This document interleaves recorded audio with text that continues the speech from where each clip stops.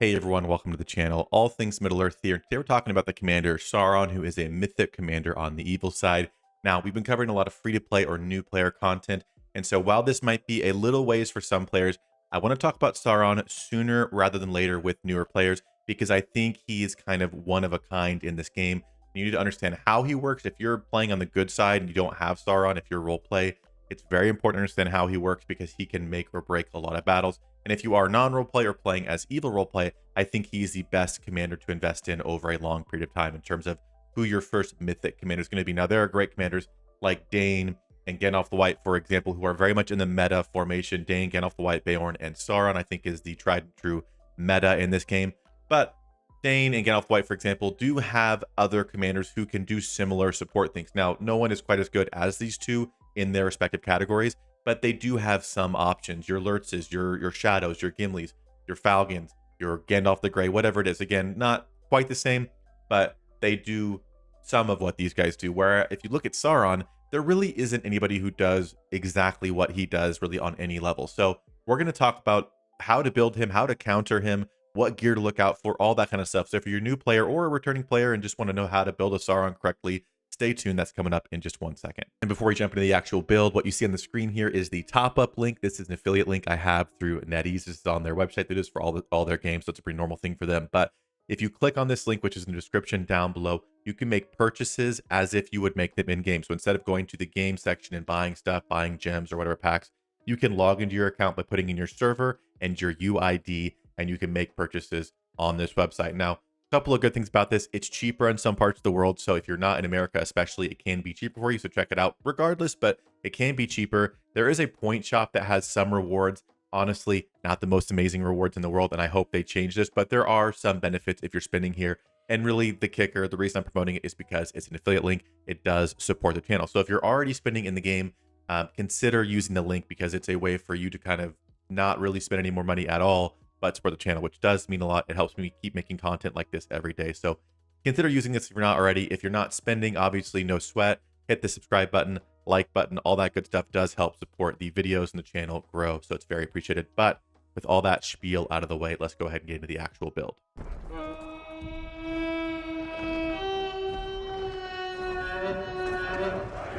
Now, starting out with Sauron, the thing that really sets him apart is his madness. There are a few commanders who have madness, but no one's is quite like Sauron's, because at level 5 of the Deceiver, which is his top R1 ability, it says before the battle begins, have a 35% chance to inflict madness on the target for 1 round. Now, this is going to hit 3 enemy formations, so 3 commanders and 3 troops have a chance to get hit with madness. So statistically speaking, you're probably only going to inflict madness on 1 commander and unit, and then they have a chance to resist that madness. So it's very much a coin flip RNG type thing here, which I think is a reason a lot of people don't like Sauron. But the fact of the matter is, Sauron is going to make or break battles for you. If you're punching up and fighting someone who has better gear than you, better respect than you, and you get the RNG rolls on your Sauron, you can definitely beat them, or at least do it way better than you would otherwise. You can steal White Council from Gandalf. You can steal all kinds of good abilities early rounds from people with this. Now, again, it goes both ways. You can miss your rolls and not get anything. You can have stuff stolen from you. But I think that RNG chance is really the only thing that keeps that gap there between players. Otherwise, it would really just come down to who has more respect, more gear, whatever it is. So I think this is something that, even though it is RNG based, is important, especially if you're a lower spender. You can, it's not going to happen every battle, but you can have those battles where you wouldn't have won otherwise, but you get a win because of Sauron, which makes him very valuable in my opinion. Now, the build we're going to use today is going to be the Deceiver maxed out, the enemy maxed out, which again, some people do it a little bit differently, so I'd love to hear what you guys do, but I like running the enemy maxed out. It's going to reduce attack, defense, and focus of 3 enemy commanders up to 4 commanders at the max level by up to 15%. Now, it's not just like 15 total attack, 15%. So if we're running a Dane or whoever that has 200 plus, 15 is going to be a pretty good chunk. So I think this is great to reduce those stats of enemy commanders. And then I run 1 point in Gorthar and 1 point in Lord of Gifts, because at 1 point, you get some madness infliction here as well as stun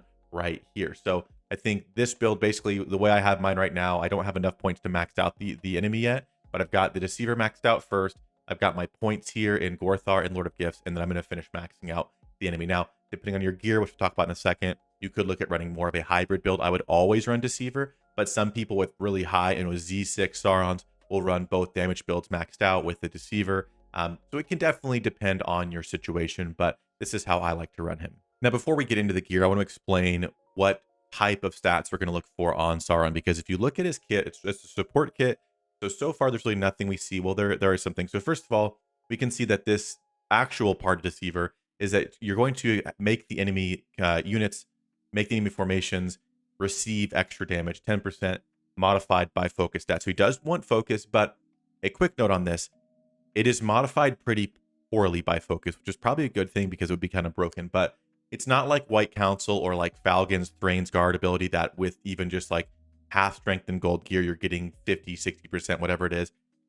This with like the best in slot focus gear does not go up an astronomical amount. I think maybe around 20% is a pretty high range for that to go. So we do want to look for focus, but the real stat we're going to look for this Sauron build is going to be initiative. Now, initiative determines your order in battle. And as you see here, this says before the battle begins, we have a chance to inflict madness. So if our Sauron goes before anybody else, he has a chance to steal anybody's buffs before they have a chance to use him. However, if your Sauron is slow, everyone's going to already have used their buffs and won't have a chance to steal them. But ideally, we want to steal a buff like White Council. And then if we happen to madden an enemy Gandalf, either one, Gandalf the Grey or Gandalf the White, if we hit them with madness and they haven't used White Council yet, then they go to use it and they're maddened, they will use it and give our team White Council. So going first is very, very important for Sauron. So again, initiative and focus is obviously a very nice thing to have as well, especially if you're going with a hybrid build, doing some focus damage with these guys, but focus and initiative will be our main goal. It's also worth noting this is a specific build for Sauron. This is the initiative build that I think a lot of people run, but there are other builds out there. People run high command unit defense build. Sauron has the highest command in the game, which reduces the amount of damage your army receives, which I think is good. But I personally have run for a long time a very high command unit defense Sauron. And I'm just going to be honest, I wasn't the biggest fan in the world. I'm not saying others haven't had success with it, but in the servers I've been in, the Saurons I've been seeing, I didn't love it as much. And I've got pretty much best in slot gear for him to run very high unit defense, command, all that good stuff, as you can see. And I just didn't love it. So I am showing the initiative build, but there are other builds too. So if you run him a different way, that's totally fine. This is just the initiative madness build. Now, as you'll see on the screen right here, I did make a sheet for Sauron, which will be linked in the description below as always. We have listed out in the first two rows the best in slot gold items, prioritizing initiative first, followed by focus. So we have the Reach of the Riddermark, we have the Berserker's Raiment, we have the Call of the Forest, and we have the Maras Reigns. Those are the best in slot gold pieces. The second row are the second best gold options. And then the third row are going to be your purple options. Now, there is only one purple piece that has initiative in the game, unless you have 1.0 gear. If you have 1.0 gear and you're not, classic Rise to War gear, that's great. But this is the only 2.0 piece of gear that actually has initiative. It's the Scout's Mail. Everything else is just focusing on having focus. But in terms of initiative, the Scout's Mail is all we have for 2.0. But like I said, if you have classic gear, it's much, much easier to use purple gear and even like blue gear to get initiative on Saurons, which is pretty frustrating. So if you have classic gear, congratulations. But otherwise, most of us are stuck with just a Scout's Mail in terms of purple. So you're going to go through and look at all these types of gear and see what you have for your Sauron, what you can piece together. But the really important thing, or at least something that can be very important, is the set effect that you have on Sauron. So what we're going to look for in very, very high priority is going to be agility. Now, agility is going to give plus initiative of the commander's formation +5 during combat. This is a 2-piece set, so you can run 2 of these and make it +10. So this is not only going to give initiative to Sauron, but to also the troops. And how it basically works, without getting into it too much, when you're in a battle, you're basically adding together your commander and troop initiative together, and that determines the turn order. So that's why people run Fell Beasts and Eagles and really fast troops on their Saurons, or anybody they don't want to get maddened, because it's going to add those things together. So it's not like you're just getting 5 for the commander. You're actually getting 5 for the commander, 5 for the troops, or 10 for the commander, 10 for the troops. So agility is a huge skill. I've seen people run just full sets of purple gear with agility and still have pretty quick Saurons and do some serious work with them. Now, if for some horrible reason you just cannot get an agility set, maybe you have really good initiative gear, but you don't quite have the agility pieces. So if you're running good initiative stuff, that's fine. I would look to use something like Divide and Conquer or Evasive Action, maybe Fortitude, just the damage reduction things that are very just well-rounded and good for any commander. Now, as far as units go for Sauron, the general troop recommendation is going to be Berserkers in the entire army. They're a very well-rounded kind of cheap troop, and they actually have decent initiative compared to others, like 13 here on the Berserker, as opposed to if you go to the Crusher, they have 5. So the Berserkers are a little bit quicker, still being a cheap foot troop. The other option is to go for something like Fell Beasts or Eagles. Fell Beasts and Eagles are the fastest units in the game. Fell Beasts have 19 initiative and the Eagles have 20. However, they are changing the way Eagles work, or at least the way flying units work in the game. So this could all be dependent on exactly how that works and if they're still viable. But the expensive option is going to be to use the highest initiative troops you have, which could be Fell Beasts or Eagles. But the Berserkers still having 13, having good HP, being cheap, they're a very good option. So for the most part, I'm going to use Berserkers, but a lot of people run Fell Beasts or Eagles just on their Sauron and then have the rest of the army running something else cheap and affordable. Now, just to kind of show how this is supposed to look, you're going to go into your battle report. This is just a sweep that I have recently, but you go into your battle report and you're going to scroll down to the pre-battle phase. That's where it says this right here, pre-battle phase begins. And it's going to start showing all the things commanders are doing before the battle actually starts. So my Sauron is faster than the rest of my commanders, as well as the enemies, which is just sweeping here, so don't read too much into it. But it says Sauron activates the Deceiver, so we have the extra damage they're receiving here at 13.2%. And then if we look next, it'll show all the madness going off. So it says the Deceiver's madness does not affect, but it does affect the Crushers right here, as well as the Morgul Arbalists. So when these two units go, they're going to have a chance to attack their own troops and not me. And if I had hit any commanders here, like K'mul, for example, when we're in the pre-battle phase, when K'mul comes up here and it says K'mul activates Nazgul, there's a chance that that could have benefited my team and not theirs. So you can get these things if you're first in the pre-battle phase to go off and apply to your team instead of the enemy team. So it can be things that help you or hurt you, vice versa. You're just flipping whichever way it would go. So again, it's a very good thing when it works out. It can be very, very fun. Now, as far as the relic goes, again, Sauron is very much in the meta, so just on the base stats alone, being a meta commander, I think it's worth getting for that reason. However, is the effect, in my opinion, that amazing? I don't think so. The ability says for the first 2 rounds, attack and focus of 1 enemy commander plus 6 each round.